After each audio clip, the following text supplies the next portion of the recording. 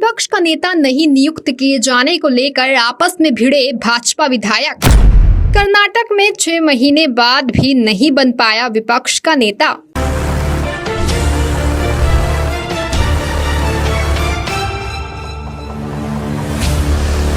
नमस्कार, आप देख रहे हैं 4 PM कर्नाटक। मैं हूं आपके साथ सिमरन।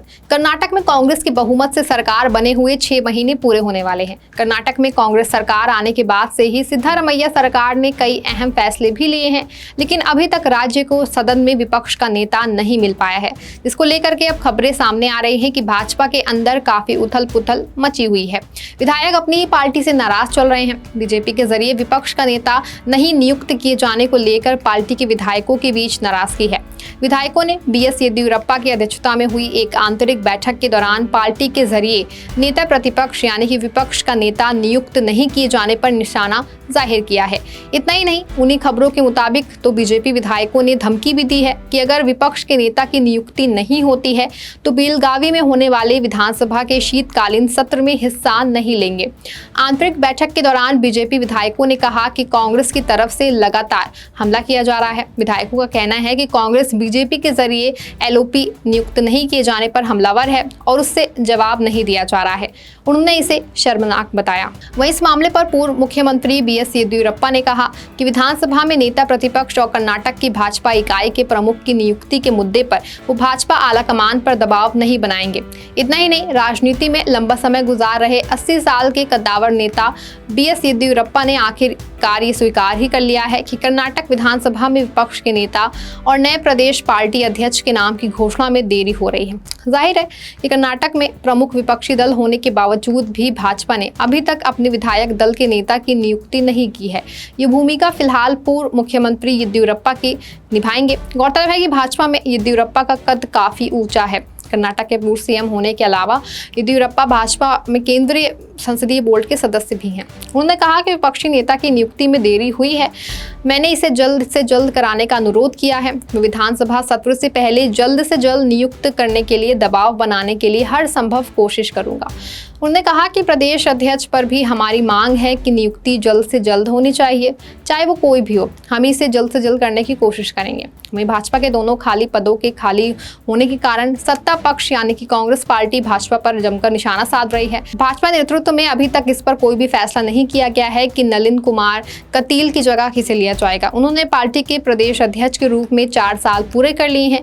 दक्षिण कन्नड़ के 3 बार लोकसभा सदस्य रहे कतील को अगस्त 2019 में 3 साल के कार्यकाल के लिए राज्य इकाई प्रमुख नियुक्त किया गया था। चुनावों को देखते हुए पिछले साल उन्हें सेवा विस्तार भी दिया गया था। भाजपा में नियुक्तियों के मुद्दे पर बात करते हुए येदियुरप्पा ने सिद्धारमैया के नेतृत्व वाली कांग्रेस सरकार पर भी हमला किया। येदियुरप्पा ने सभी मोर्चों पर विफलता का आरोप लगाया है और कहा है कि CM सिद्धारमैया और कांग्रेस पार्टी के नेता केंद्र सरकार को दोषी ठहरा रहे हैं।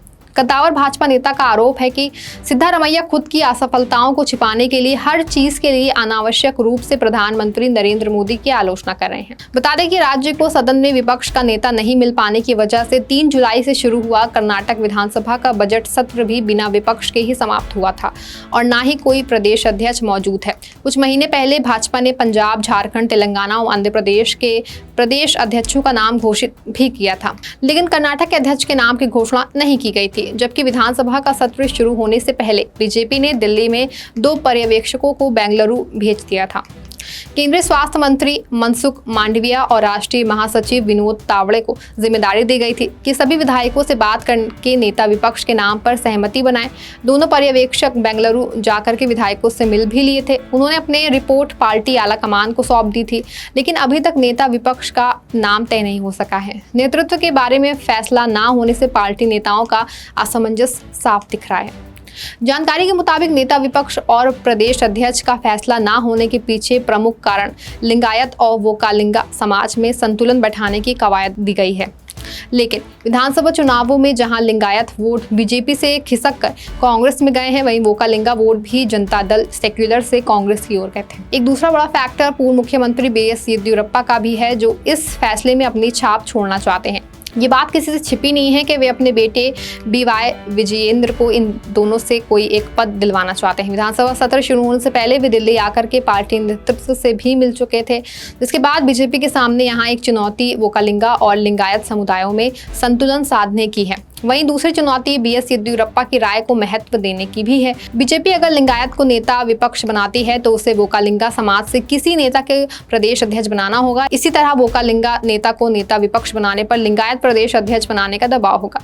नेता विपक्ष के लिए जिन प्रमुख लिंगायत नेताओं के नाम लिए जा रहे हैं उनमें पूर्व मुख्यमंत्री बसवराज बोम्मई, बसनगौड़ा पाटिल, यत्नाल के नामों पर चर्चा हुई है। बसनगौड़ा पाटिल यत्नाल पंचशाली लिंगायत हैं जो लिंगायतों में सबसे अधिक संख्या में है। इसी तरह वोकालिंगा समुदाय के जरिए आश्वत नारायण और R अशोक भी नेता विपक्ष की दौड़ में हैं, जबकि प्रदेश अध्यक्ष के लिए वोकालिंगा समाज से शोभा करादलाजे, CM अश्वांत नारायण और CT रवि का नाम लिया गया है। लिंगायत समाज से प्रदेश अध्यक्ष पद के लिए BS येदियुरप्पा के बेटे विजयेंद्र का नाम भी लिया जा रहा है, जो अभी शिकारीपुरा से विधानसभा का चुनाव जीते और बीजेपी संगठन में उपाध्यक्ष भी हैं। बीजेपी के सामने OBC और SC वर्ग से भी कुछ नेताओं को ये जिम्मेदारी सौंपने का विकल्प है।